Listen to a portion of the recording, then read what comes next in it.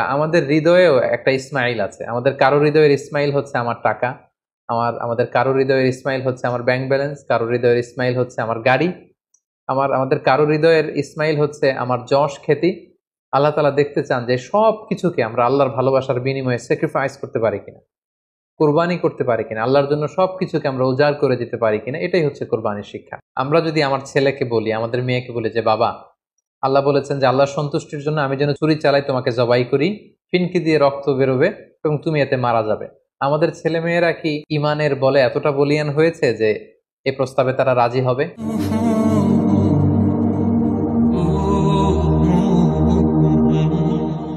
আল্লাহ তাআলা সাইয়েদনা ইব্রাহিম আলাইহিস সালামকে স্বপ্নে দেখালেন যে ইব্রাহিম, তুমি তোমার সবচাইতে পছন্দনীয় বস্তুটি আল্লাহ রাস্তায় কুরবানি করো।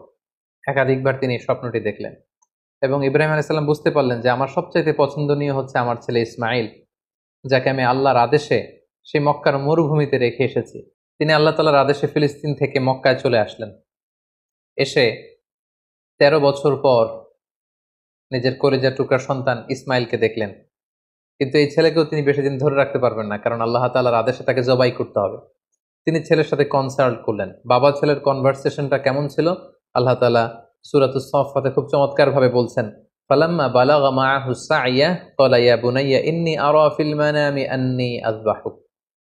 ইসমাইল যখন একটু হাঁটতে পারে, দৌড়াতে পারে, ছোটাছুটি করতে পারে, এই বয়সে যখন পৌঁছলো, ইব্রাহিম আলাইহিস সালাম এসে বললেন, হে আমার কলিজার টুকরা সন্তান, আমি স্বপ্নে দেখেছি যে আমি তোমাকে জবাই করছি।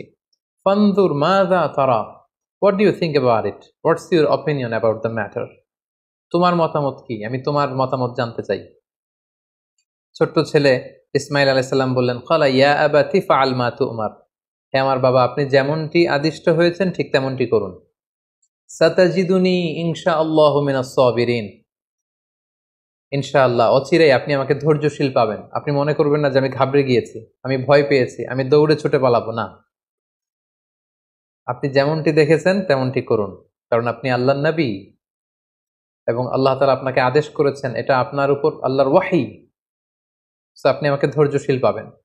বাবা ছেলে তখন মক্কা থেকে, মক্কার পাশেই মিনা অবস্থিত, মিনা প্রান্তরে রওনা হলেন আল্লাহ তাআলার আদেশে ছেলেকে কুরবানি করবার জন্য।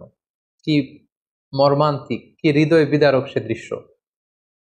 এবং সাইয়েদনা ইসমাইল আলাইহিস সালাম বললেন, বাবা, আমার চেহারার দিকে তাকিয়ে আপনি ছুরি চালাতে আপনার বড্ড মায়া লেগে যাবে, কষ্ট লেগে যাবে। আপনি আমাকে উল্টো করে শুইয়ে দিন, অর্থাৎ আমার চেহারাটা থাকবে মাটির দিকে, আপনি পেছন দিক থেকে আমাকে জবাই করুন। আল্লাহ তাআলা বলছেন, ফালাম্মা আসলামা ওয়া তাল্লাহু লিল জাবিন, দুইজনেই যখন সারেন্ডার করলো, মানে তাদের হৃদয়ে তখন আল্লাহর ভালোবাসা, আল্লাহর আনুগত্যের এই ব্যাপারটা ছাড়া আর কোনো কিছুই নেই। সাইয়েদনা ইব্রাহিম ছেলেকে হৃদয় থেকে সরিয়ে সেখানে আল্লাহর আদেশকে, আল্লাহর ভালোবাসাকে স্থান দিয়েছে।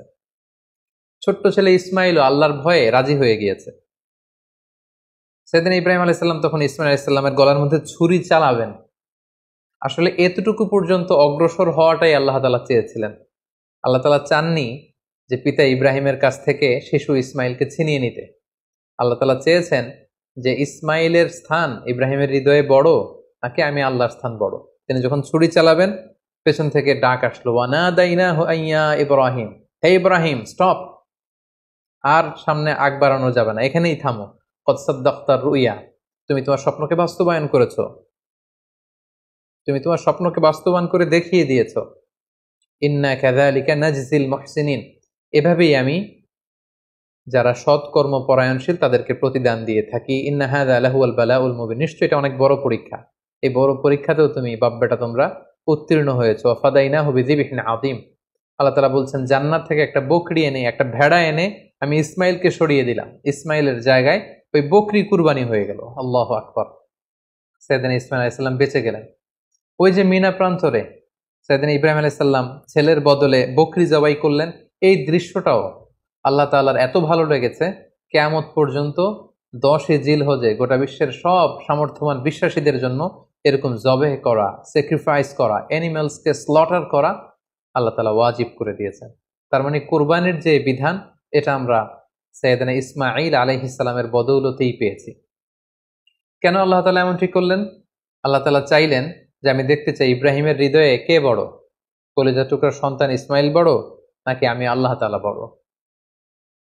এখান থেকে আমাদের জন্য শিক্ষা হচ্ছে ইব্রাহিম আলাইহিসসালামের হৃদয়ে সবচাইতে পছন্দের জায়গাটা ছিল তার সন্তান ইসমাইল, কারণ ৮৬ বছর পর একটা সন্তান পেয়েছে। কত মায়ার জায়গায়, কত আদর এবং ভালোবাসার জায়গায় তিনি হৃদয়ে তাকে স্থান দিয়েছিলেন। আল্লাহ চেয়েছেন না ওই জায়গায় যেন আল্লাহর ভালোবাসাটা থাকে। এজন্য ইব্রাহিম আলাইহিসসালামের উপর সবচেয়ে বড় পরীক্ষা তিনি চাপিয়ে দিয়েছিলেন। সম্মানিত ভাই এবং বোনেরা, আমাদের হৃদয়েও একটা ইসমাইল আছে। আমাদের কারো হৃদয়ের ইসমাইল হচ্ছে আমার টাকা, আমাদের কারো হৃদয়ের ইসমাইল হচ্ছে আমার ব্যাংক ব্যালেন্স, কারো হৃদয়ের ইসমাইল হচ্ছে আমার গাড়ি, আমাদের কারো হৃদয়ের ইসমাইল হচ্ছে আমার যশ খ্যাতি। আল্লাহ তাআলা দেখতে চান যে সব কিছুকে আমরা আল্লাহর ভালোবাসার বিনিময়ে স্যাক্রিফাইস করতে পারি কিনা, কোরবানি করতে পারি কিনা, আল্লাহর জন্য সবকিছুকে আমরা উজাড় করে দিতে পারি কিনা। এটাই হচ্ছে কোরবানির শিক্ষা। এবার আমরা ওনার জীবনী থেকে কিছু লাইফ লেসন নেওয়ার চেষ্টা করব। সর্বপ্রথম যে লাইফ লেসনটি আমরা পাই সেটা হচ্ছে ইসমাঈল আলাইহিস সালাম ছিলেন আদর্শ সন্তানের নমুনা। আমরা সবাই নেককার সন্তান চাই। আমরা চাই আমাদের ছেলে মেয়েগুলো আল্লাহওয়ালা হোক, আল্লাহর যে কোনো আদেশ তারা খুব সহজে গ্রহণ করুক, মাথা পেতে নেক, এরকম সন্তান আমরা চাই। এরকম সন্তান যদি আমরা চাই তাহলে তাদেরকে ইসমাঈল আলাইহিস সালামের মতো করে আমাদেরকে গঠন করতে হবে। কারণ ইসমাঈল আলাইহিস সালাম এমন একজন আদর্শ সন্তানের নমুনা ছিলেন। সাইয়েদনা ইব্রাহিম আলাইহিস সালাম যখন তাকে বললেন যে বাবা স্বপ্নে দেখেছি তোমাকে আমি জবাই করছি, তুমি কি বলো? তিনি এক বাক্যে বলেছিলেন, ইয়া আবাতি ফাআল মা তুমার। বাবা, আল্লাহ তাআলা আপনাকে যে আদেশ করেছেন আপনি তাই করুন, আপনি আমাকে ধৈর্যশীল পাবেন।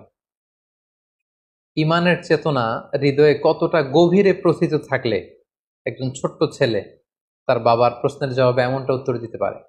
আমরা যদি আমাদের ফ্যামিলি মেম্বারের কথা চিন্তা করি, আমাদের ছেলে মেয়েদের কথা যদি চিন্তা করি, আমরা যদি আমার ছেলেকে বলি, আমাদের মেয়েকে বলি যে বাবা, আল্লাহ বলেছেন যে আল্লাহর সন্তুষ্টির জন্য আমি যেন ছুরি চালাই, তোমাকে জবাই করি, ফিনকি দিয়ে রক্ত বেরোবে এবং তুমি এতে মারা যাবে। আমাদের ছেলে মেয়েরা কি ইমানের বলে এতটা বলিয়ান হয়েছে যে এই প্রস্তাবে তারা রাজি হবে? আমাদের কিন্তু এই বিষয়গুলো ভেবে চিনতে সামনে আগানো দরকার যে আমরা আমাদের ছেলে মেয়েদেরকে কি শিখাচ্ছি। আল্লাহর ভালোবাসা, রাসূলের ভালোবাসা, ইসলামের ভালোবাসাকে আমরা তাদের হৃদয়ে গভীর থেকে গভীরে আমরা প্রচিত করতে পেরেছি কিনা এটা চিন্তার বিষয়। Be a part of our vision. Do listen and share the khair. Be with our official social media handle for latest updates.